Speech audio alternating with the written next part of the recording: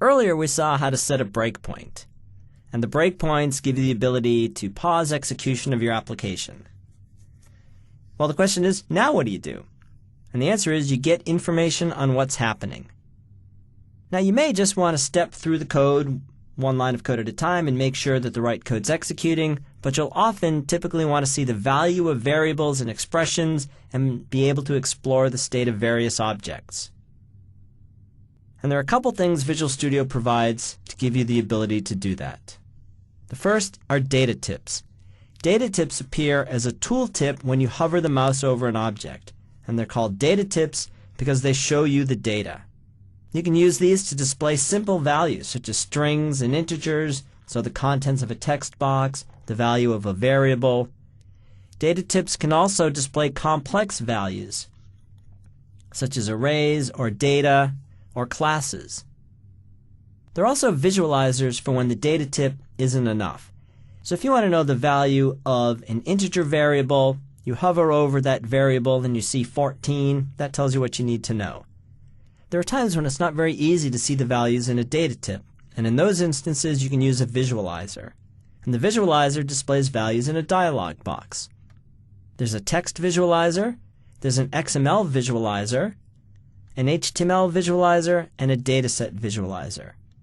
So if you're building an XML string or you've opened an XML file and you want to see that XML, then you could use the XML visualizer and see that XML in a dialog box. And you can do more than just view the values of expressions, you can actually edit their values. So while you're in debug mode, you can test what would happen if a variable had a different value or if a user entered something different in a text box.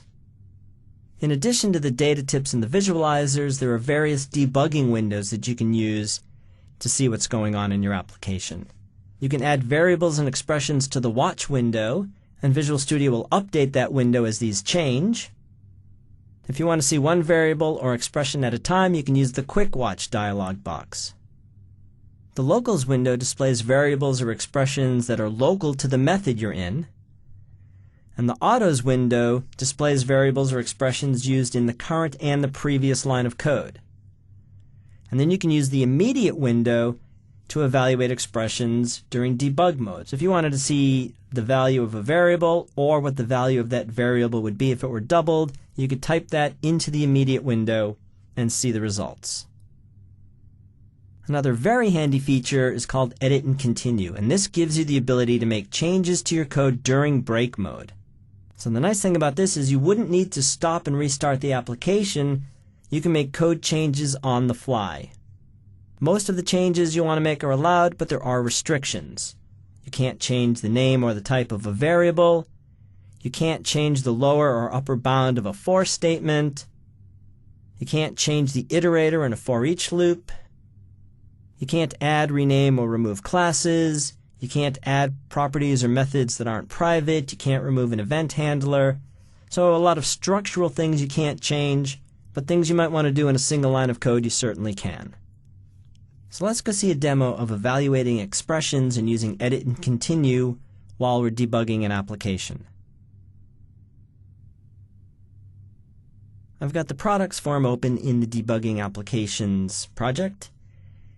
And I have some code in the validating event handler of the unit price text box that checks to make sure that the user has entered a legitimate price.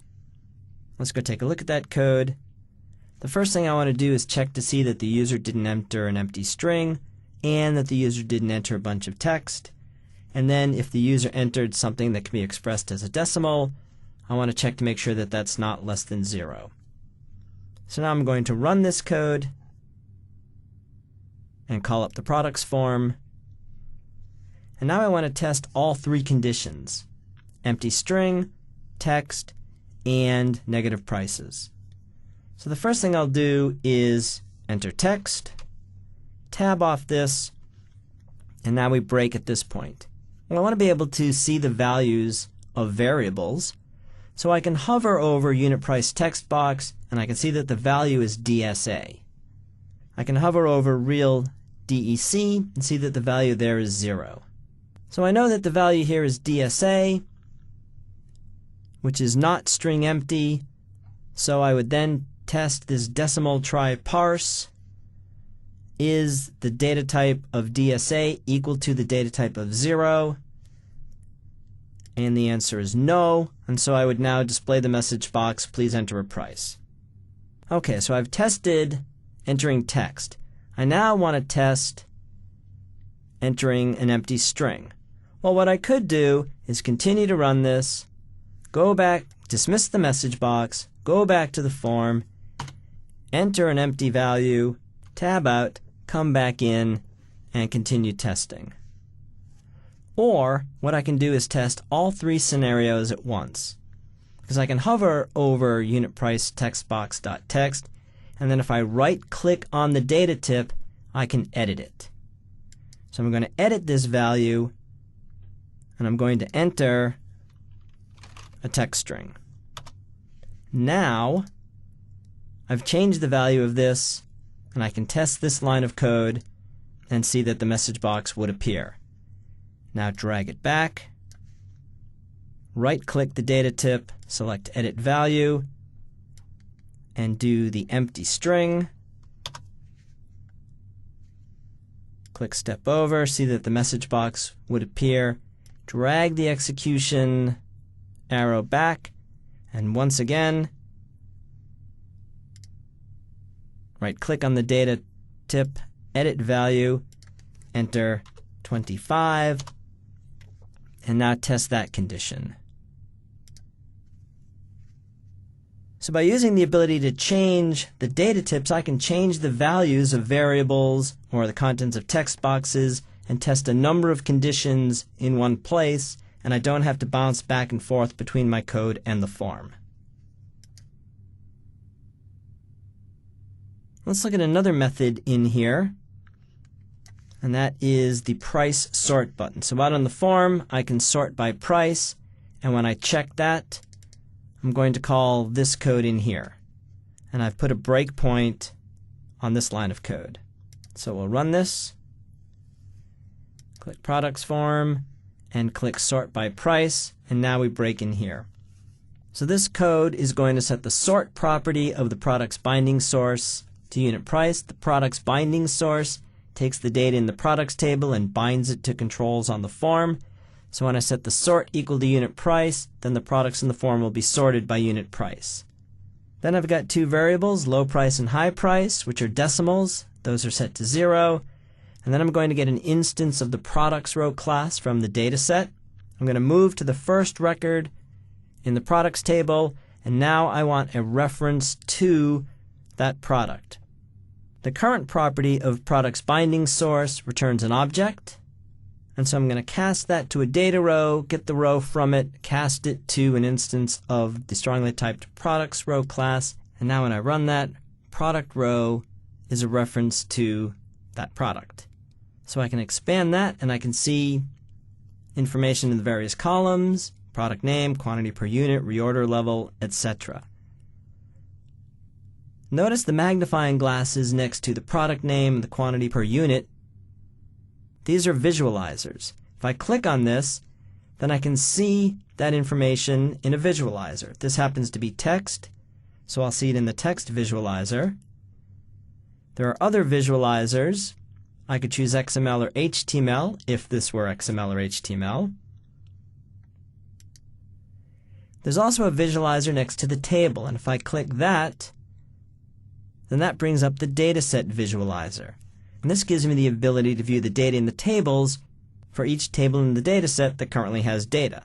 Since this form only uses the products table, that's the only thing that appears here. But I can now view the information in the products table, and I see that right now I'm on the first product. Let's take a look at some of the debugging windows. You can use the watch window to keep track of expressions. You'll notice that when this comes up, it already has expressions in here. That's because I entered them previously and they're stored with the project. So I have unit price, reorder level text box. I can have expressions, convert to decimal, convert to integer, and I even added the unit price text box in here. So to add additional things into the watch, you can just type. So for instance, low price, and high price. Let's pin this down. And then as we step through the code, we'll set the low price to the price of the first product. Then we go to the last record in the binding source and set the high price to that. So the watch window shows me these values, and I can keep track of various values in the application. If I just want to see a price right now, I can of course hover over it. What I can also do is highlight that expression, right-click, and set a quick watch. And a quick watch basically gives me a watch window for a single expression.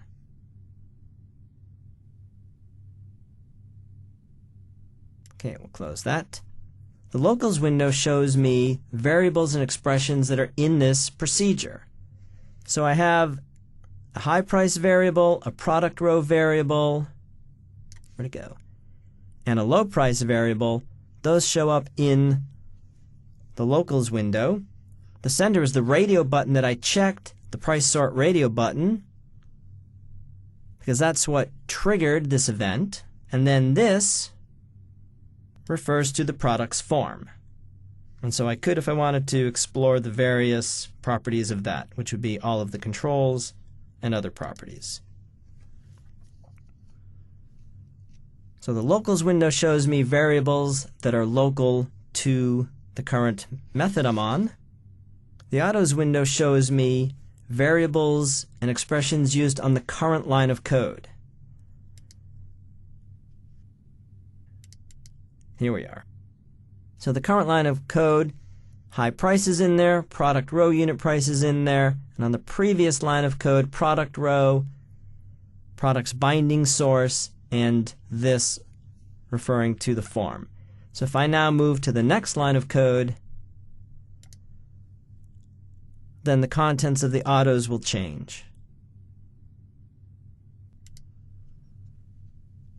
Okay, I'm still in here. I can use the immediate window to evaluate expressions. Let's pin this. So I want to know the value of the low price. That's 2.5. What's the value of the high price? 263.5. What did the user enter in the unit price text box? 2.5. What product are we currently looking at? So what's product row dot product name? Cote de Blay. How many rows are there? So products binding source dot count. There are 77 products. And then I can even do expressions. So string.format, the price is, and that should be a 0. Low price. Oh, that shows me no line and constant. Oh, that's because I have too many quotes in there. So let me take out this quote. And now this expression can be evaluated. The price is 2.5. So the immediate window gives me the ability to evaluate expressions while I'm debugging. Okay, let's take a look at edit and continue. In addition to sorting, I can filter on this form. So here's the code that runs when I click that button. First, I'm going to check to see if we're in here because I checked it. The checked changed event handler occurs when I check and uncheck that button. So if I've checked it, I'm going to set the filter on the product's binding source to unit price greater than 50. And so the only products I'll see are those that cost more than $50. Then I want to display those products in a message box. So I'm going to create a string called product list. And then I'm going to move to the first record, and now I'm going to loop through the products. And there's a problem with this line of code here. I've accidentally started my counter at 0, and I'm going from 0 to count. So that's actually going to display the wrong number of products. And then this next line of code, where I cast products binding source.current to products row is going to give me a runtime error. And so let's see that. Let's go into the products form. I'll click price over 50, and my code blows up. Unable to cast object of type system.data.data row view to type products row. And the reason here is I've done my casting incorrectly. So what I can do in here is make a change right now. So I'm going to, the first thing I need to do is cast products binding source.current to a data row view, and then get the row from that, and then cast to products row. So I'm going to do this. I'm actually going to add data row view with a parenthesis, and then this is going to, I want, now that's a data row view, so I want the row, and I want 2 parentheses here. So 2 parentheses at the beginning, 3 here, 1 here, 2 here, 2 here. Now I think this is correct. Now I'll continue. So I fixed that line of code. I didn't have to pause execution, go change that line of code, and then rerun to get back to where I was. I could make the change and continue going. And now I see that I've got 8 products listed. There's really only 7 that cost more than $50, but because I started my loop at 0 and I went to 8, I'm repeating this last product twice. Okay, so let's click this and now click this again. Okay, so let's come back in here. Let's set a breakpoint. Now come back to the form, click price, and now we break. And so after looking at that, we come in here and say, oh, that's right, I don't want to start this at 0, I want to start it at 1. So I'm going to change this to a 1 and continue running, and now I've solved that problem. So this change worked. You can't change the bounds of the for loop, but what I changed was the initialization, and therefore that change was able to be made during break mode, and I fixed both of the problems in this code without having to stop execution. So what you've seen in this demo is how to evaluate expressions, use the various debugging windows, and how to make changes to code during debug mode and continue on. One last thing we should cover about debugging is debugging code in assemblies. So far, all of our debugging has occurred within an assembly. We've been looking at code in a form. But in a lot of your applications, you'll have code that you write in a class library project, and then you'll call that code from a Windows application. Well, you can debug into a referenced assembly as long as the Visual Studio Debugger has access to the code. And you can use all of the debugging tools with one exception. You can't use edit and continue on external code. And you can debug code that's written in another language, because the rule is you can debug managed code that calls managed code. So for example, you can debug from a Visual Basic form into a C# class library, or from a C# form into a Visual Basic web service, from a Visual Basic class library into a C# class library, etc. So let's go see debugging into assemblies. Let's run the debugging application, and let's take a look at what happens when I click the Run Product Queries button. Let's take a look at what happens when I click the Run Product Queries button. In the Query Products form, I can select a product, and then I can see the total dollar amount of orders placed for that product and the number of times that product's been ordered. Let's go take a look at that and debug into that code. So I'll open up the Query Products form, and here's the code that runs when I click these buttons. I'm going to take the ID of the selected product and pass it to 2 methods. Get order amount by product, returns the dollar amount of orders placed for this product, and getOrderCountByProduct returns the number of times the product's been ordered. Neither of these two methods live inside this application. GetOrderAmountByProduct is in NWinDataMiner, which is an external assembly. It's a C# class library that runs queries. There's also a VB version of this, NWDataMiner VB. And in this project, I'm calling both of these. So I've added references to them. There's NorthwindDataMiner, NorthwindDataMiner VB. And these are located in the debugging applications folder. Here's NorthwindDataMiner and the VB version, NorthwindDataMiner VB. Okay, so now I want to set breakpoints here, and then I want to step into these methods. So I'm going to click Run Product Queries, and then I'll click Total Dollar Ordered. Clean up, get some screen real estate here. There we go. So now I want to step into GetOrderAmountByProduct. I see that I'm passing in 17, but I want to see this code. So if I step into, Visual Studio knows it's looking for dataminer.cs, but it's not quite sure where it is, so all I need to do is tell it.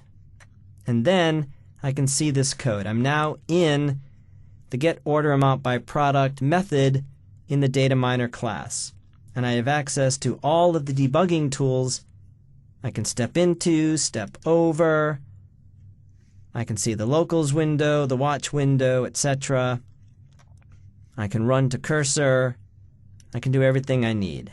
I can set additional breakpoints, and when I'm done, I can step out of this and continue running my code. If I click Number of Orders, now I want to step into GetOrderCountByProduct, which is written in Visual Basic. When I step into that, here's the VB version. Now I'm in NorthwindDataMiner _VB in the dataminer.vb file. And again, I can step over, debug, step out, and run the application. Next time I run this, the project stores the location of the dataminer file, so I won't have to identify their location again. Just the first time I step into this code, Visual Studio may ask me where it's located. But as long as Visual Studio has access to the source code, it can step into an external assembly written either in the same language as my Windows application or a different .NET language.